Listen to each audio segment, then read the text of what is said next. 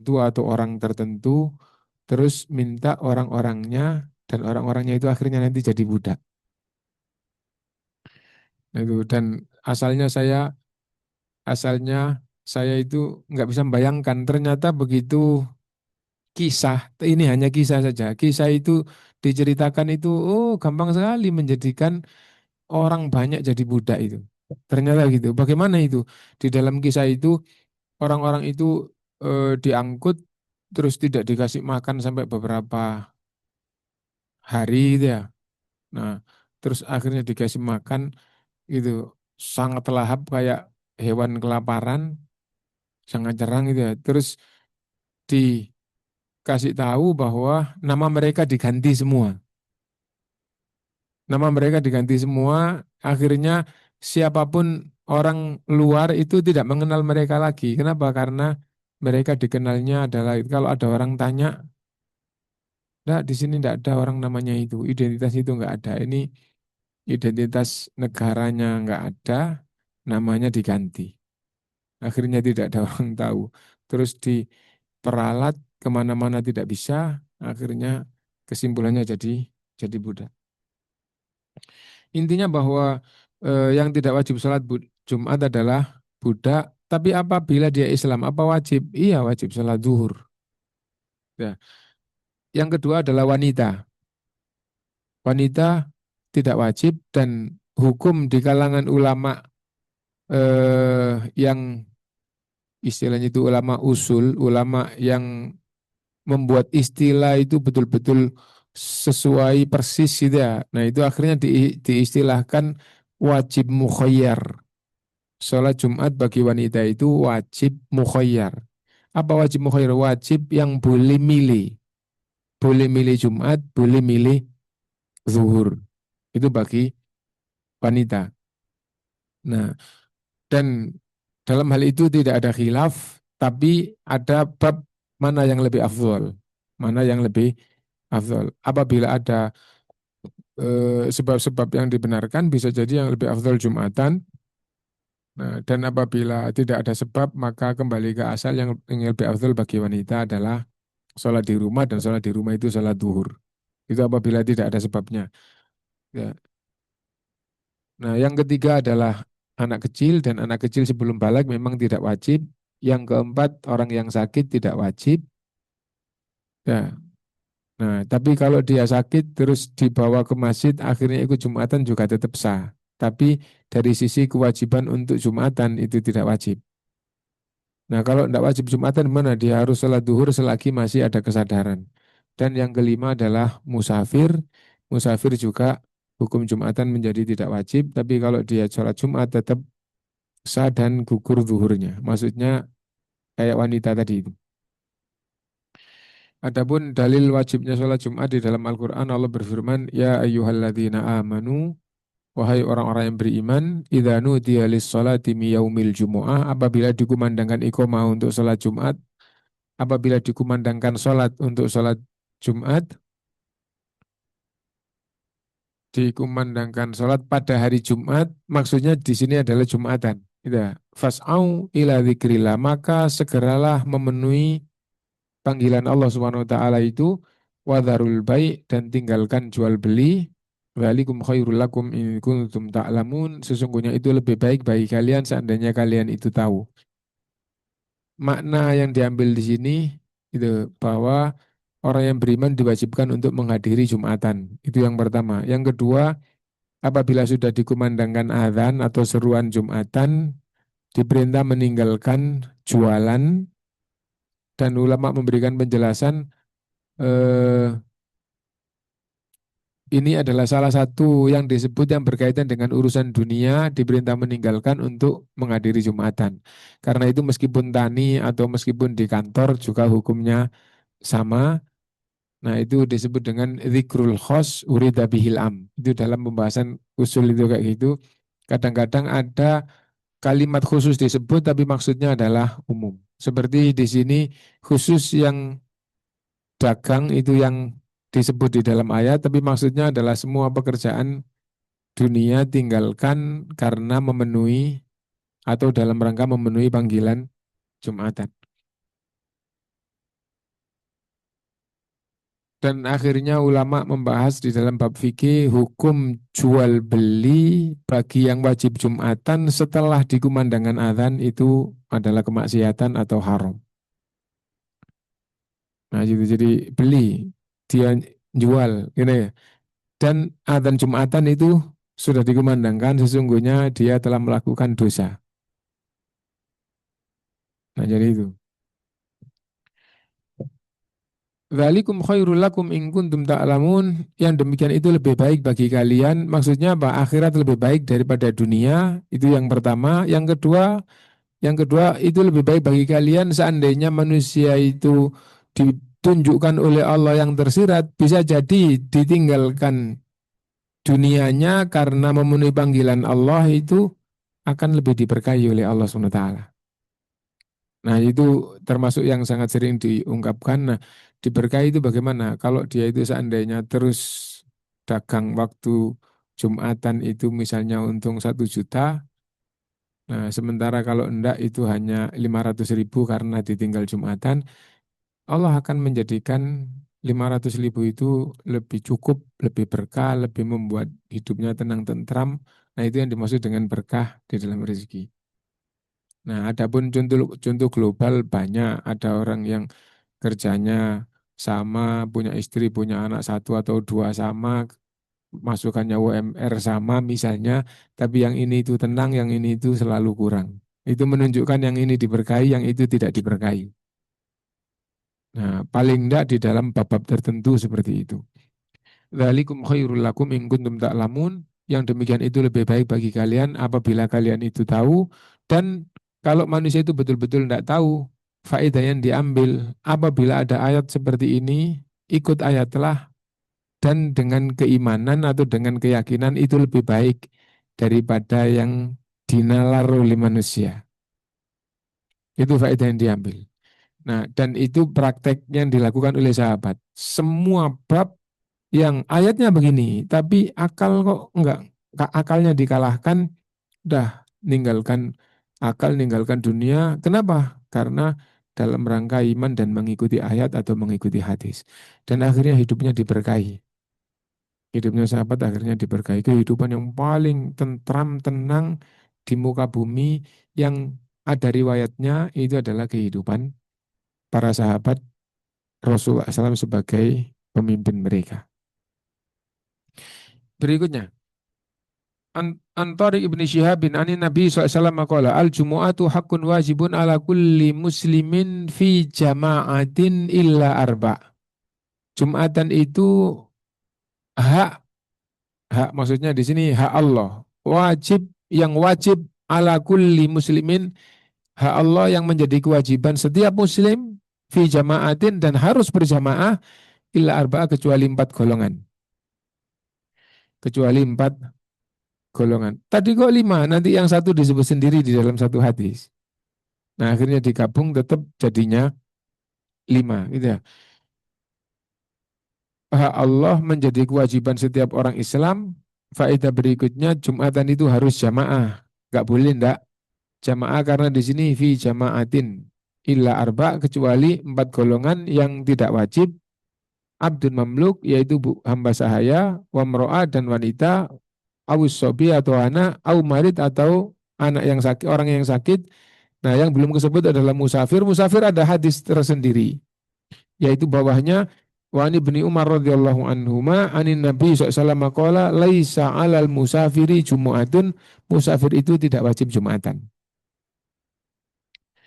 Yang dimaksud tidak wajib Jumatan ini tidak harus Jumatan, tapi ketika enggak Jumatan, sholat 5 waktu itu wajib. Kalau enggak Jumatan berarti wajib sholat zuhur. Nah, adapun yang dikatakan wajib Jumatan, dia tidak boleh meninggalkan Jumatan dan hukum asal tidak sah diganti zuhur. Itu yang dimaksud dengan ungkapan yang wajib Jumatan tadi itu. Insya Allah itu sudah kita baca pada yang lalu dan sekarang kita lanjutkan. Dorongan untuk betul-betul perhatian terhadap Jumatan. An Abi Hurairah radhiyallahu an.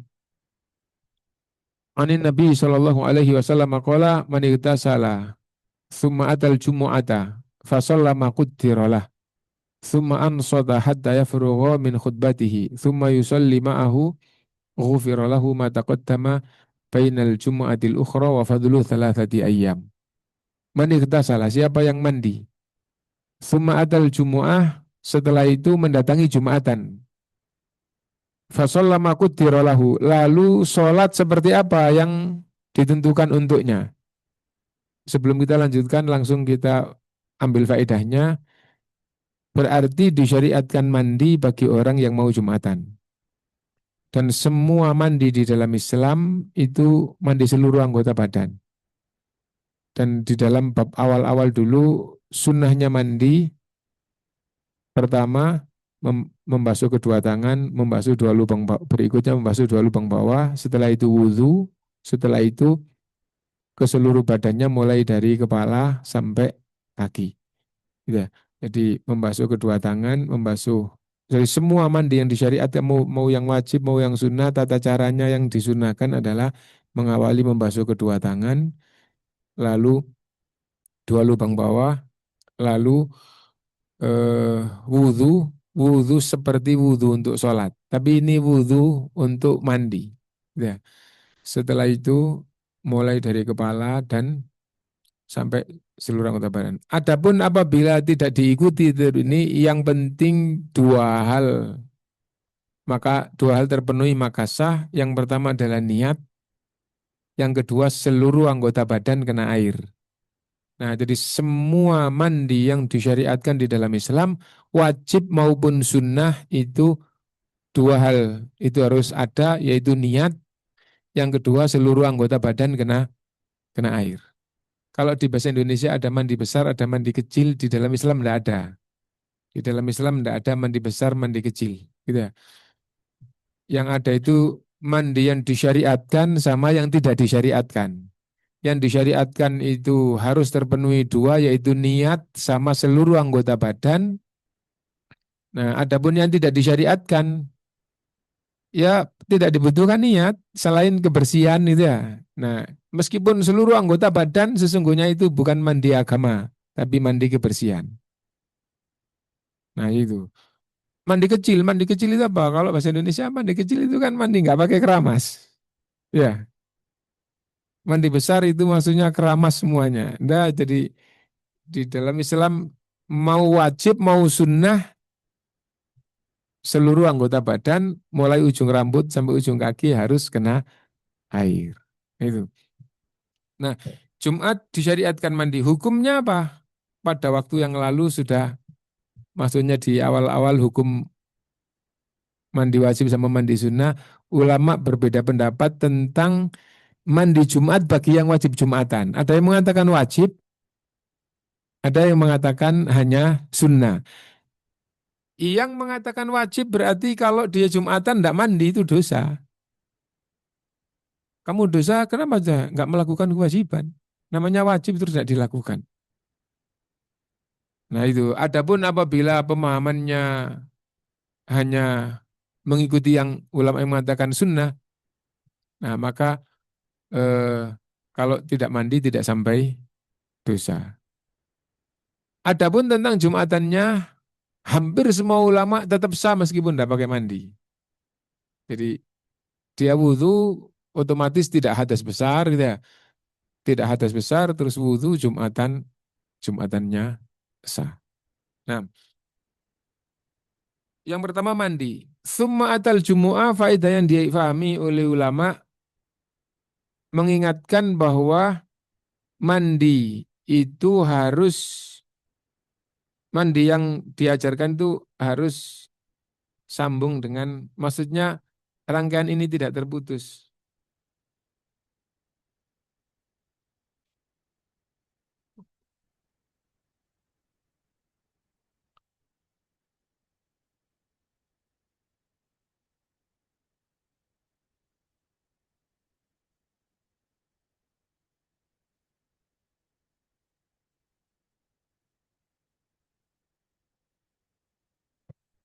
Jadi mandi setelah itu, setelah selesai, terus persiapan terus berangkat. Maksudnya apa? Tidak boleh, maksudnya tidak boleh di sini bukan berarti membatalkan gitu ya. setelah mandi kemudian mengerjakan kerjaan dunia. Nah, yang diajarkan di dalam Islam apabila tidak terhalang, ya, maka mandinya itu sambung dengan berangkat ke Jumatan. Nah, kalau keadaannya tidak bisa, ya akhirnya ada yang berpemahaman gampangannya nggak sempurna, ada yang berpemahaman itu bukan mandi Jumatan, bukan mandi Jumatan. Jadi misalnya begini, kita ngantor pagi, jam 8 ngantor, mandi pagi, niatnya mandi Jumat. Tapi setelah itu kerja sampai jam 11 baru ke masjid Jumatan, terus hanya wudhu saja. Kan mandinya sudah. Loh, syariatnya mandi Jumatan itu mandi langsung Jumatan. Nah itu, nah, ada yang sampai begitu, tapi juga banyak ulama yang mengatakan yang afdol seperti itu. Adapun kalau nggak gitu kurang afdol. Gitu saja. Nah, ada faedah di sini. Apabila kita tidak ada tugas yang istilahnya itu mengikat, maka yang lebih afdol adalah mandi terus langsung urusannya adalah Jumatan. Nah, jadi misalnya kita, wah ini tanggal merah libur, misalnya begitu. Hari Jumat terus kita mandinya setelah subuh. Habis itu urusan di rumah, terus ngapa-ngapain itu dah, tidur lagi. Habis itu nanti jam 11 baru berangkat. Jumatan tidak pakai mandi, itu berarti mandinya nggak afdol. Minimal nggak afdol. Bahkan ada yang berpemahaman karena tuntunannya mandi terus Jumatan, terus ini mandinya pagi, terus aktivitas dulu, berarti kamu sama dengan nggak mandi Jumatan. Nah, jadi itu. Itu yang berkaitan dengan mandi. Lalu sholat seperti apa yang ditentukan atau sholat semampunya. Maknanya dua seperti itu. Lah, ini menunjukkan bahwa sholat eh, untuk menunggu imam itu tidak dibatasi. Sholat untuk menunggu imam itu tidak dibatasi. Jadi 2 rakaat salam, berdiri lagi, 2 rakaat salam, berdiri lagi, 2 rakaat, dan seterusnya. Gitu ya. Itu boleh sampai imam itu naik mimbar. Baru semua harus dihentikan. Bentar, ini habis mati terus.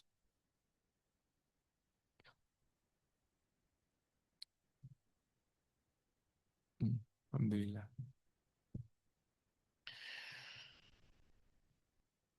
Thumma sholama kudirolahu, lalu sholat seperti apa dia mampu sholat. Nah, dan karena hadis ini pernah terangkat meskipun tidak pada babnya gitu ya. Nah, mana yang lebih afdol apabila kita hadir misalnya jam 10 sudah masuk di masjid. Kita sholat 2 rakaat salam, berdiri lagi, salam berdiri lagi, atau kita baca Quran, atau kita zikir, doa. Jawabannya karena sholat ini adalah sholat mutlak. Maka yang lebih afdol adalah mana yang lebih mendekatkan dirinya kepada Allah SWT. Apabila dia baca Quran merasa bahwa dengan baca Quran lebih penuh harap kepada Allah dibandingkan dengan kalau dia sholat, maka lebih afdal baca Quran. Apabila muncul atau kepingin zikir, doa, dan itu lebih menjadikan dia penuh harap kepada Allah, maka zikir, doa lebih afdal daripada baca Quran, daripada sholat.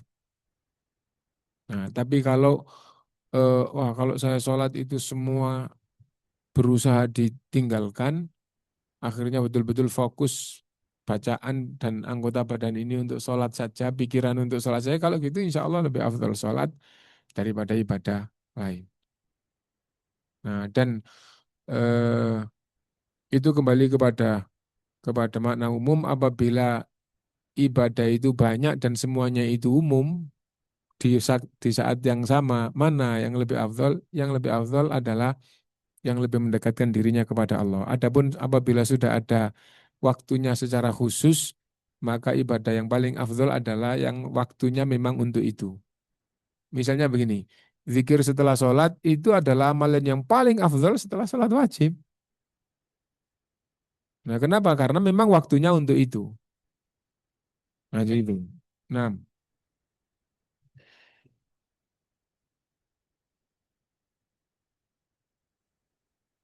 Summa'an sota hatta yafragha min khutbatihi. Lalu ketika imam berkhutbah, dia betul-betul mendengar gitu sampai selesai khutbahnya. Menunjukkan bahwa dia ketika ada khutbah tidak boleh berbicara apapun. Bahkan di dalam hadis yang lain Rasulullah SAW bersabda, "Idza qala al-imamu idza idza qulta li sahibika ansit wal imamu yaktubu faqad lahuta." Kalau waktu Jumatan kamu berkata kepada temanmu, diam, dengarkan khutbah. Padahal waktu itu imam sedang berkhutbah, maka sungguh kamu telah sia-sia. Nah, karena itu waktu khatib berkhutbah, tidak usah ngurusin orang, yang penting perhatian terhadap khutbah. Kenapa? Karena itu adalah perintah. Sebagaimana ketika orang itu sholat, itu mau ada apa, ada anak rame, ada apa, kalau nggak dikaitkan dengan misalnya melangkai depannya, tidak gitu, dia tidak boleh ngurusin orang lain waktu sholat. Nah, waktu khutbah sendiri itu kayak gitu. Ketika khutbah, itu harus betul-betul fokus kepada mendengarkan khutbah. Nah, dan tidak boleh baca zikir, baca doa, mengingatkan orang, itu tidak boleh. Nah,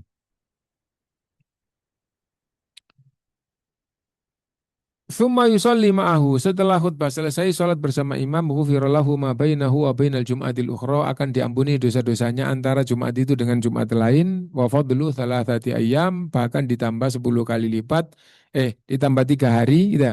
Ditambah 3 hari, sehingga menjadi 10 hari, dan ini masuk di dalam dalil umum bahwa setiap ibadah yang benar itu minimal akan dilipatkan 10 kali lipat. Gitu ya. Wa anhu, dan juga dari Abu Hurairah radhiyallahu anhu, Nabi SAW, as-salawatul khamsu wal jumu'atu ilal jumu'ati wa ramadhan ila ramadhan mukaffiratun ma bainahunna idza batil kabair. Salat 5 waktu antara salat ke salat, salat Jumat antara Jumatan ke Jumatan, dan Ramadan ke Ramadan, puasa Ramadan ke puasa Ramadan. Semua itu mukaffiratun ma bainahunna, menghapuskan dosa di antara keduanya. Idza jituni batil kabair, apabila orang itu menjauhi dosa-dosa besar. Dari hadis ini akhirnya ulama memberi penjelasan bahwa semua ibadah itu di samping mendapatkan pahala akan menghapuskan dosa, lebih-lebih yang ada dalilnya menghapuskan dosa. Nah, tetapi dosa yang terhapus itu adalah dosa kecil. Dosa yang terhapus itu adalah dosa kecil. Adapun dosa besar dihapusnya dosa itu dari amalan hamba adalah dengan istighfar dan dengan taubat. Dengan istighfar dan dengan taubat. Dan taubat itu yang pasti diterima oleh Allah, dihapus dosanya, itu taubat yang terpenuhi syarat, dan itu yang menjadikan sulit. Adapun apabila tidak terpenuhi syarat, bukan syarat taubat, tapi syarat diterimanya taubat oleh Allah SWT. Diterima oleh Allah dalam arti dosanya dihapus dalam pembahasan ini. Dosa besarnya itu betul-betul dihapus itu apabila terpenuhi 3 syarat. Yang pertama adalah di dalam hati betul-betul ada rasa penyesalan, dan itulah yang paling berat. Adapun yang kedua dan ketiga, dan tidak harus urut pembahasan ini ya. Yang kedua dan ketiga itu ringan karena bisa dibuat. Apa itu? Yaitu meninggalkan dosa. Yang kedua, memunculkan kepada Allah tidak mengulangi. Memunculkan pikiran, ya Allah saya tidak mengulangi. Nah, saya tinggalkan misalnya kerja yang haram, enggak kerja lagi yang haram, itu berarti meninggalkan. Yang kedua, itu ketika menghadap kepada Allah, ya Allah saya tidak akan mengulangi. Itu. Nah, syarat yang paling berat adalah hati menyesal. Apabila hatinya menyesal, Nah, maka pasti dosanya diampuni oleh Allah SWT. Adapun apabila istighfar dan taubat itu tanpa syarat tadi itu, kalau ucapannya benar, ya Allah ampunilah saya. Hatinya juga ya Allah ampunilah saya. Gitu. Syaratnya tidak ada, maka sudah pasti dapat pahala, tapi apakah dosanya dihapus? Nah itu kembali kepada Allah Subhanahu wa Ta'ala. Kembali kepada. Nah karena seperti itu akhirnya dituntut bagaimana supaya umat Islam itu banyak beristighfar, banyak bertaubat kepada Allah, baik mutlak maupun apabila ingat dosa dan kalau dosa hendaknya betul-betul taubat yang terpenuhi syarat. Kita ambil salah satu contoh. Selesai sholat, begitu salam, assalamualaikum warahmatullahi wabarakatuh, zikir yang paling awal yang disyariatkan adalah istighfar. Astagfirullah, astagfirullah. Ya Allah ampunilah saya, ya Allah ampunilah saya, ya Allah. Ampuni salah, ampunilah saya. Apanya yang diampuni? Nah, itu. Nah, dapat ampunan apa enggak? Minta ampun. Yang sudah pasti dapat pahala. Kenapa? Karena menjalankan perintah. Adapun dosanya diampuni apa enggak? Nah, dosa yang pasti diampuni itu apabila terpenuhi syarat tadi itu.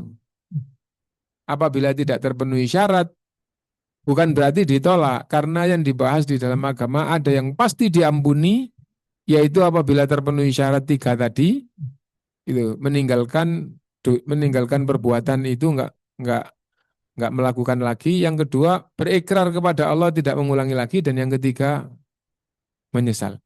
Nah, apabila tidak terpenuhi itu bukan berarti ditolak. Kenapa? Karena yang pasti ditolak itu adalah apabila ruh sudah di tenggorokan atau nanti di akhir zaman apabila matahari sudah terbit dari barat. Kalau ruh itu sudah di tenggorokan, sudah dicabut oleh malaikat di tenggorokan, maka semua manusia yang nggak beriman mengikrarkan imannya tapi sudah tidak diterima. Nah, jadi itu. Orang yang beriman banyak dosa, pasti akan beristighfar, bertaubat, tapi sudah tidak diterima. Itu apabila ruh sudah di tenggorokan. Nah itu eh, tentang terampuninya dosa apa enggak. Nah, sedangkan kalau kita istighfar astagfirullah, astagfirullah setelah sholat utamanya atau kita sambil jalan terus istighfar kepada Allah itu adalah masuk di dalam bab zikir yang apabila astagfirullah itu dalam hati kita ya Allah ampunilah, maka pasti dapat pahala. Nah, adapun dosanya diampuni apa enggak itu kita berharap kepada Allah agar dosa-dosa kita juga tetap diampuni oleh Allah Subhanahu wa taala. Kita lanjutkan.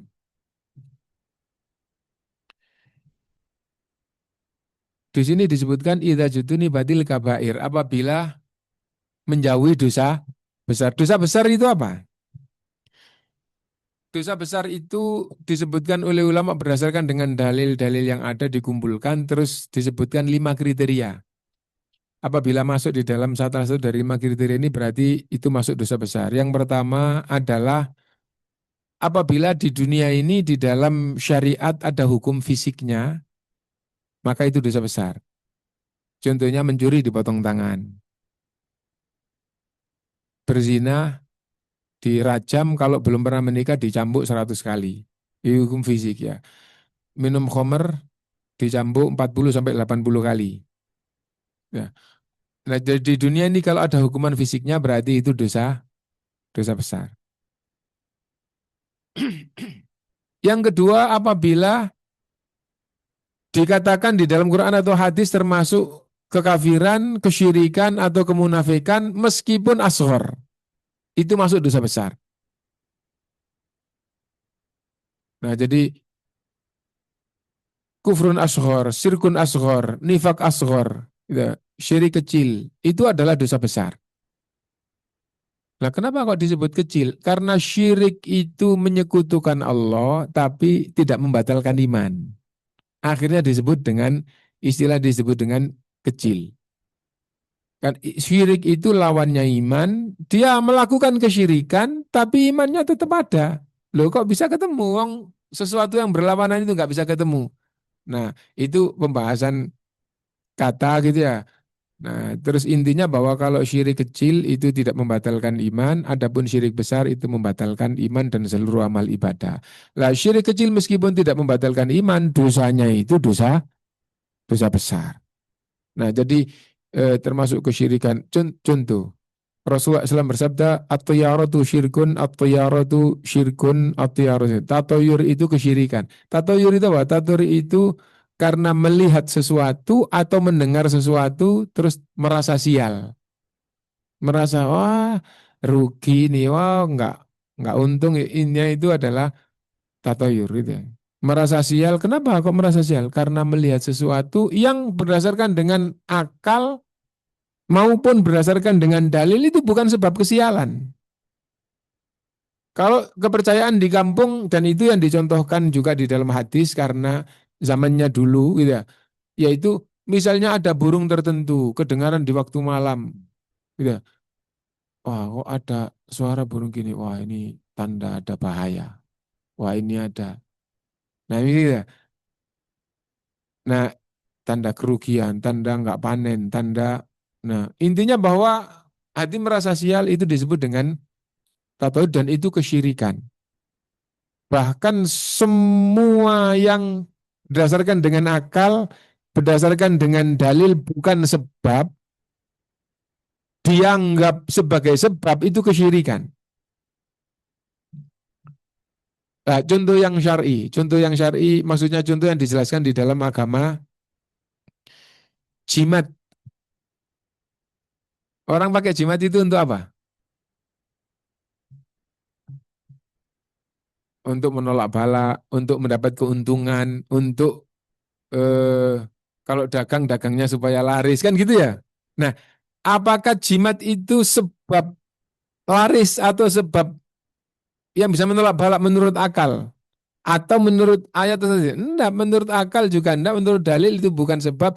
Kalau itu diyakini sebagai sebab, maka itu masuk di dalam bab kesyirikan. Ngapain kok pakai gelang atau kok pakai kalung ini supaya tidak kena balak? Itu adalah kesyirikan dan di dalam Islam namanya adalah jimat. Semua di dalam Islam seperti itu. Itu.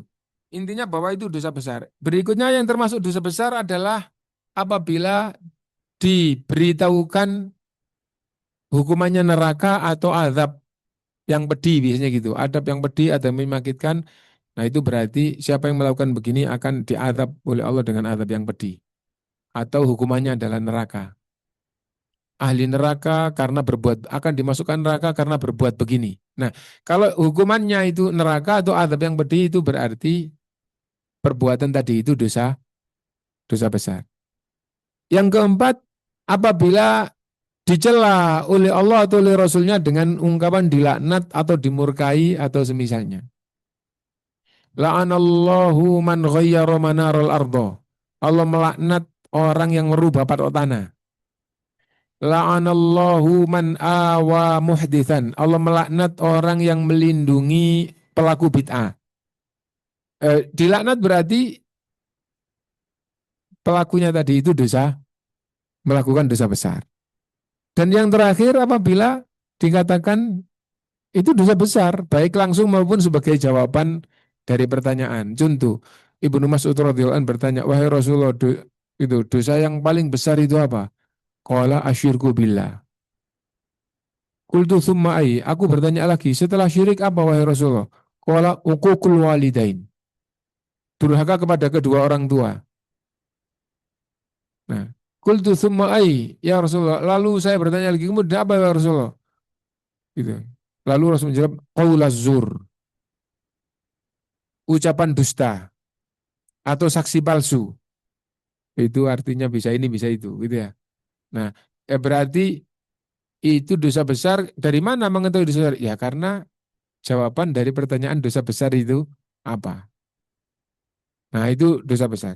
Apabila dosa besar, itu 5 kriteria dosa besar, yaitu yang pertama tadi itu ada hukuman fisiknya, yang kedua apabila ditunjukkan hukumnya neraka, yang ketiga apabila masuk di dalam ungkapan kesyirikan atau kekafiran atau kemunafikan meskipun asghar. Nah yang keempat apabila dicela dengan dilaknat atau dimurkai. Nah, nah dan yang kelima apabila diungkapkan dengan dosa besar. Nah itu adalah dosa besar.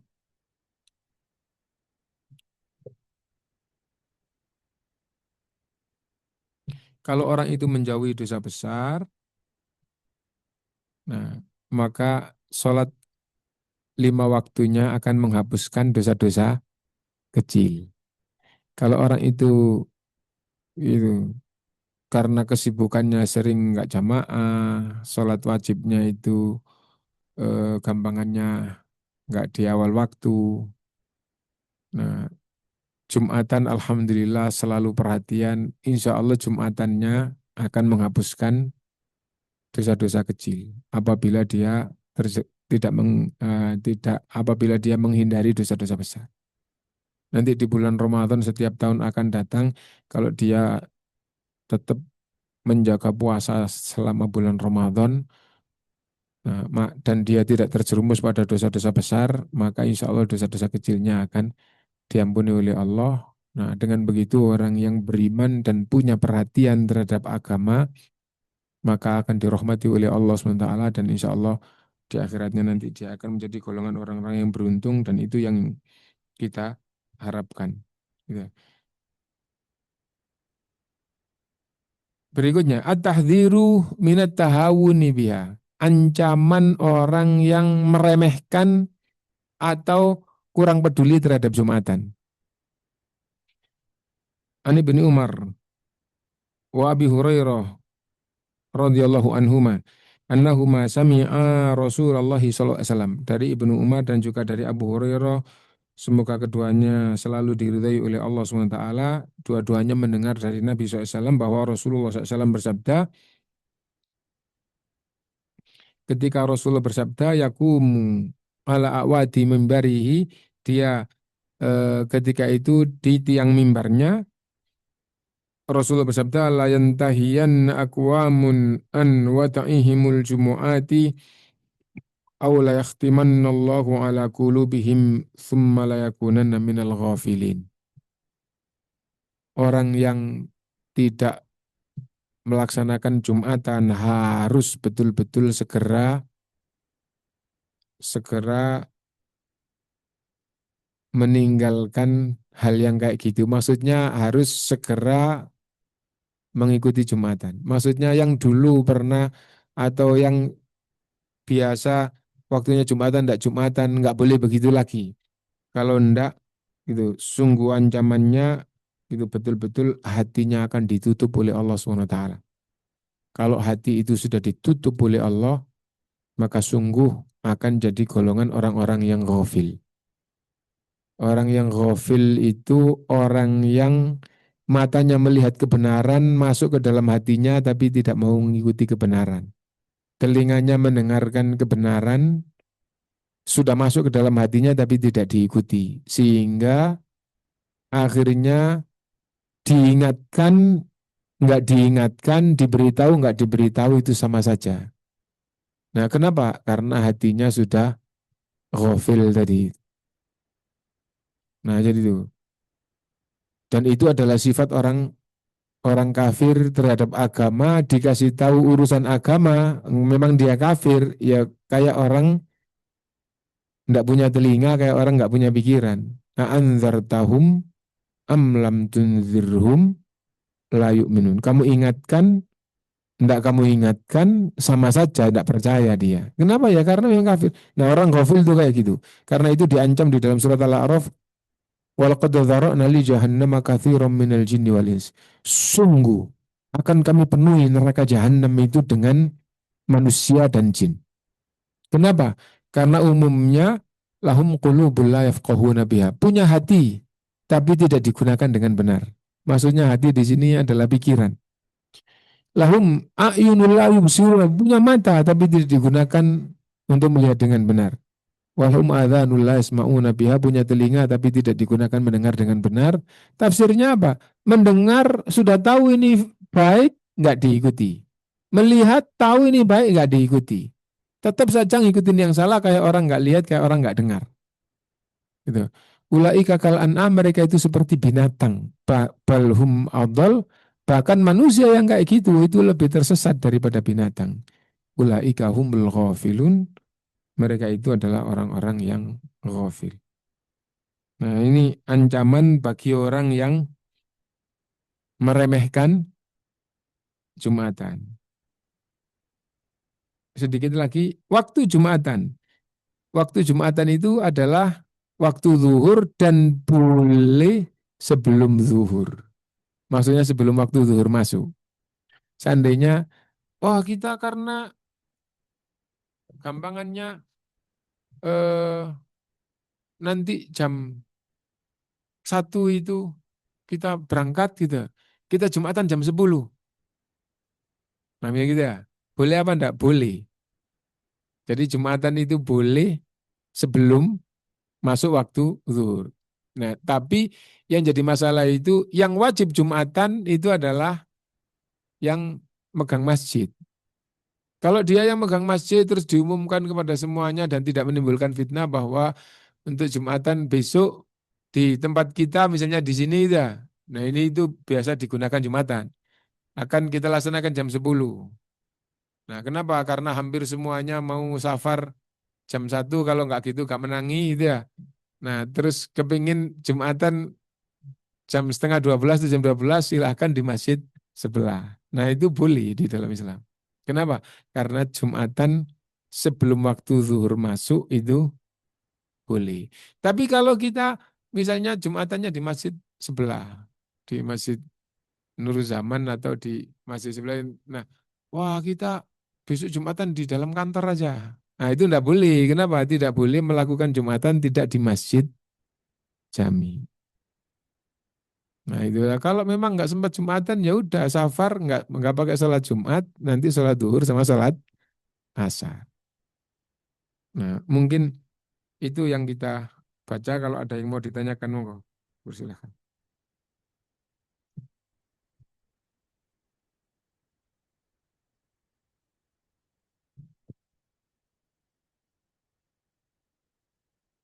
Izin, Ustaz. Izin bertanya, Ustaz. Iya. Yang pertama, untuk masalah mandi tadi, kan secara umum Islam itu tidak ada mandi yang maaf, saya ulang. Misalkan kita selama ini kan mungkin kalau saya pribadi mandinya kan lebih sering mandi yang untuk kebersihan gitu, Ustaz. Hmm. Karena ya, mungkin karena terburu-buru masuk nggak pakai niat mandi langsung bir-bir selesai gitu. Tapi kalau dari pandangan Islam sendiri bagaimana membuat setiap mandi kita itu jadi ibadah, atau Ustaz? Misalkan ada niat khususnya atau ada selain tadi niat dan membasuh semuanya, mungkin ada niat khusus untuk biar kita setiap mandi pagi sore itu bernilai ibadah. Supaya bernilai. Iya. Iya. Jadi mandi yang bukan mandi wajib dan bukan mandi sunnah, mandi wajib, misalnya mandi sunnah itu mandi mau umroh, mandi Jumat menurut pendapat yang kedua, gitu. Ya. Nah, mandi hari raya, ya, gitu itu mandi sunnah. Dulu kalau nggak salah yang diangkat di sini yang masyhur itu 9 mandi mandi sunnah gitu ya. Selain mandi wajib sama mandi sunnah itu tidak ada mandi ibadah di dalam Islam. Adapun mandi biasa supaya dapat pahala itu bisa bukan karena mandinya mandi wajib, bukan karena mandinya mandi sunnah, tapi amal yang mubah jika dikaitkan dengan kebaikan agama bisa, maka kalau diniatkan gitu dapat pahala. Lah contoh yang paling gampang makan, tidur itu yang biasa dicontohkan oleh ulama itu. Kalau makan niatkan supaya kuat ibadah, maka makanmu jadi ibadah. Nah, sekarang tidur ya. Ngapain? Jam baru jam 8 kok tidur supaya bisa bangun jam 2, nanti mau qiyam. Nah, akhirnya tidurnya karena dikaitkan dengan mau bangun qiyam lebih awal itu jadi ibadah. Nah, sekarang mandi, apa bisa mandi dikaitkan dengan itu? Bisa. Wah, kalau saya enggak mandi gitu. Kalau saya enggak mandi itu sholat zuhur enggak enak gitu. Tapi kalau mandi dulu itu sholat itu jadi terasa lebih khusyuk, lebih tenang, lebih fokus. Nah, akhirnya ngapain? Kok zuhur nggak hari Jumat kok mau zuhur kok mandi? Supaya sholatnya lebih. Nah, itu insya Allah akan mendapatkan pahala. Jadi masuknya nanti di dalam bab amalan mubah dikaitkan dengan syariat akhirnya dapat pahala. Seperti makan, seperti tidur, dan contoh yang lain. Nah, itu jawabannya. Nah, kalau ada yang ditanyakan yang lain,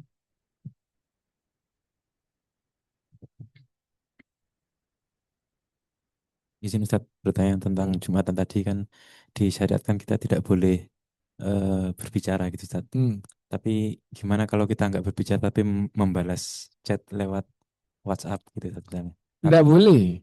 Jadi ketika khotib sedang berkhutbah, terus buka WA enggak boleh. Balas apa lagi? Buka aja. Kenapa? Karena buka itu akhirnya nanti membaca. Orang zikir aja disuruh berhenti kok. Ya. Jadi ketika khotib itu sudah naik mimbar, maka seluruh aktivitas termasuk aktivitas ibadah umum seperti zikir, baca Quran, doa itu harus ditinggalkan dan fokus mendengarkan khutbah. Nah itu. Lah khutbah gak enak, lah panjang ini. Harus bersabar. Itu tambah berat pahalanya tambah tambah besar dan tidak boleh dilawan dengan melakukan kejelekan. Nah, jadi waktu khutbah tidak boleh bahkan setelah azan itu haram hukumnya masih chattingan. Belum masuk masjid kok, meskipun belum masuk masjid. Kenapa? Karena dagang itu kepentingan kepentingan dunia yang diperintahkan untuk mencari keutamaan Allah. Nah, ya. Nah, itu aja disuruh meninggalkan ketika sudah azan Jumat. Nah, karena itu kalau kita sedang khutbah sudah mulai terus ada yang masih di luar, ada yang masih ngobrol di luar, kelihatan dari kaca itu nggak benar. Nah, tapi kalau mereka nggak taklim ya diomongin nggak bisa. Gitu. Nah,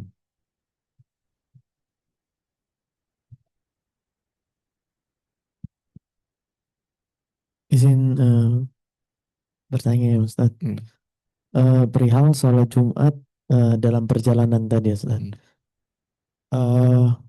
Misalnya dalam perjalanan kita udah memprediksi kalau di dalam perjalanan itu bakal sampai misalnya asarnya bakal kelewat. Jadi kita akan mau jamak sementara dalam keadaan itu kita ngelihat akan sholat Jumat dulu. Sedang berlangsung sholat Jumat. Nah, untuk menjamaknya apakah kita sholat Jumat kita ikut untuk sholat Jumat, lalu setelah seluruh rangkaian sholat Jumat selesai baru kita jamak sholat asar, atau kita mulai sholat zuhur aja langsung kita jamakkan sholat asar. Ustaz. Apabila kita berada di masjid ikut Jumatan, gitu, ikut Jumatan, nah maka kita sholat Jumat, setelah selesai, kalau ngikutin pendapat yang kedua, setelah itu sholat asar 2 rakaat. Kalau kita punya teman atau rombongan, kita sholat asarnya jamaah. Nah jadi itu. Ya, ulama berbeda pendapat apakah boleh jamak Jumat dengan asar. Ulama berbeda pendapat, ada yang mengatakan boleh, ada yang mengatakan tidak boleh. Yang mengatakan boleh karena Jumatan itu gantinya zuhur. Nah karena itu kalau jamak zuhur asar, kalau hari Jumat dia Jumatan berarti Jumat sama asar. Tapi pendapat yang satunya tidak boleh karena dalil jamak itu bukan Jumat sama asar. Dalilnya adalah zuhur sama asar. Nah, dan ada ulama yang berupaya menggabungkan dua pendapat ini, yang paling bagus itu digabung itu bisa apa enggak, karena di dalam Islam itu kalau ada dua dalil yang beda, kalau bisa digabung dan mendapatkan hasil yang dua-duanya itu gampangannya itu diterima, itu yang paling afdol. Nah, ada yang menggabungkan begini, yang menjadikan perselisihan tidak bisa ketemu itu adalah waktu Jumatan sama waktu zuhur. Ya, Jumatan itu boleh sebelum masuk waktu zuhur, sementara zuhur itu kalau belum masuk waktu tidak sah. Karena itu kalau Jumatannya belum masuk waktu zuhur, tidak boleh digandeng dengan asar, karena ini tidak sama dengan zuhur. Tapi kalau Jumatannya setelah waktu zuhur masuk, nah lebih menguatkan boleh karena itu sudah sama dengan zuhur di dalam hampir semua masalah. Nah, intinya kalau caranya seperti itu.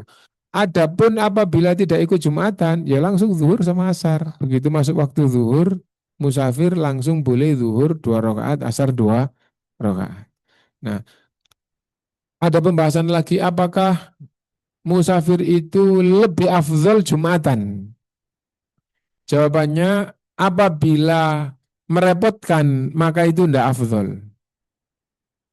Apabila merepotkan itu tidak afdol. Musafir kalau Jumatan itu merepotkan justru tidak afdol. Yang lebih afdol adalah zuhur sama asar. Misal kita berangkat dari sini menuju ke Jakarta. Berangkatnya misalnya jam 10. Sebelum berangkat makan-makan dulu lagi misalnya. Makan terus jam 10 berangkat. Baru 1 jam sudah, oh ini sudah mendekati Jumatan ini. Terus misalnya sampai di dekat tol, misalnya Jombang atau Kertosono, nanti begitu di pintu tol itu ada masjid. Kita berhenti dulu Jumatan, tadi kita bablas saja. Gitu. Lah kita perjalanan baru 1 jam, oh, terus saya. Itu lebih afdol daripada memberatkan untuk Jumatan. Terus saja dan nanti sholat duhur sama sholat asar. Adapun apabila Jumatan bagi musafir itu ikut yang mukim, ikut yang nggak safar, itu kelonggaran, kemudahan baginya, maka itu lebih afdol daripada sholat duhur. Contoh, kita berangkat jam 7. Kita butuh makan siang ini. Nah, kalau gitu sekalian Jumatan, keluar tol nanti misalnya di sana Jumatan sekaligus makan siang. Kita nggak Jumatan juga bakal berhenti, juga bakal sholat duhur, kita berhenti makan siang, ada Jumatan, juga Jumatan. Maka itu lebih afdal Jumatan. Kenapa? Karena itu tidak merepotkan baginya. Nah kalau dia mau nggak mau dia harus berhenti makan siang, misalnya gitu ya. Nggak Jumatan juga sholat duhur. Nah jadi gitu. Kalau gitu lebih afdal Jumatan. Intinya musafir itu tidak disunahkan merepotkan diri dalam rangka Jumatan. Tapi kalau nggak repot kok bisa Jumatan itu lebih afdal. Dan tidak ada sunnahnya bagi musafir mengadakan Jumatan. Tidak ada sunnahnya bagi musafir mengadakan, misalnya begini, kita tur ke eh, Batu atau apa, terus di sana itu kita tempatnya itu tidak ada masjid. Tidak ada masjid. Kegiatan kita di sana terus nggak ada masjid. Nah, terus kita Jumatan di sini, di mana? Ya di gedung ini. Gitu. Di villa atau di apa? Itu tidak dibenarkan. Jadi tidak dibenarkan mengadakan musafir mengadakan Jumatan sendiri itu tidak dibenarkan. Tapi kalau mau Jumatan mengikuti Jumatan yang diadakan oleh orang yang mukim. Karena itu ketika Rasulullah safar bersama para sahabat hari Jumat itu enggak Jumatan. Enggak Jumatan.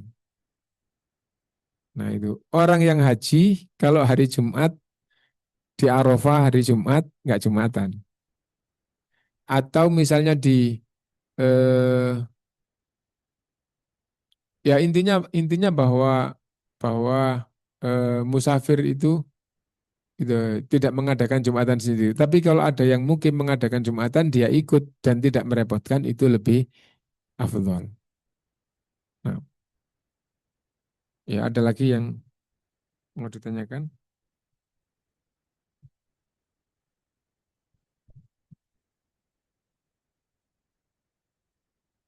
Cukup. Apabila ada yang tanyakan, Mbak Mas silakan deh.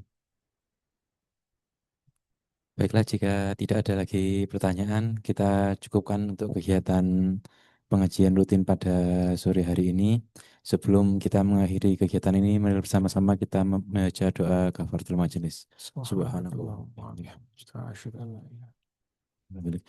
Akhir kata, terima kasih kami sampaikan kepada Ustadz atas ilmu yang telah disampaikan. Wallahul muwaffiq ila aqwamit thoriq. Wassalamualaikum warahmatullahi wabarakatuh. Waalaikumsalam.